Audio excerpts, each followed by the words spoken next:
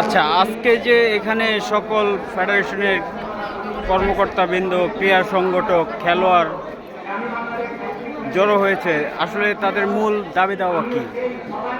এখানে বিভিন্ন ক্রীড়া সংগঠক এবং বিভিন্ন ক্রীড়া ফেডারেশনের কর্মকর্তা এবং সাবেক জাতীয় দলের খেলোয়াড়দের সাথে বিভিন্ন ধরনের আলোচনা করে একটা জিনিস এখানে আমরা উপলব্ধি করেছি যে বৈষম্য বিরোধী ছাত্র আন্দোলনের মধ্য দিয়ে আমাদের এই ক্রীড়াঙ্গন আজ মুক্ত হয়েছে।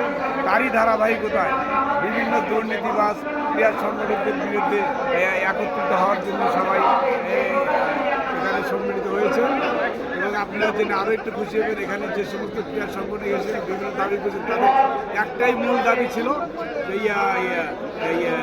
ক্রীড়াঙ্গনের জাতীয় দলের সাবেক খেলোয়াড়দের নিয়ে সংগঠন এবং বিভিন্ন ফেডারেশনের কর্মকর্তাদের ধারাভাবে তারা কমিটি গঠন করে এবং দেশের তৃণমূল পর্যায়ে যে সমস্ত খেলোয়াড় বিভিন্ন জায়গায় ছড়িয়ে ছিটে আছে তাদের নিয়ে একটা সুন্দর ক্রীড়াঙ্গন করার কর্তব্য তারা আছে এখানে উপস্থিত হয়েছে।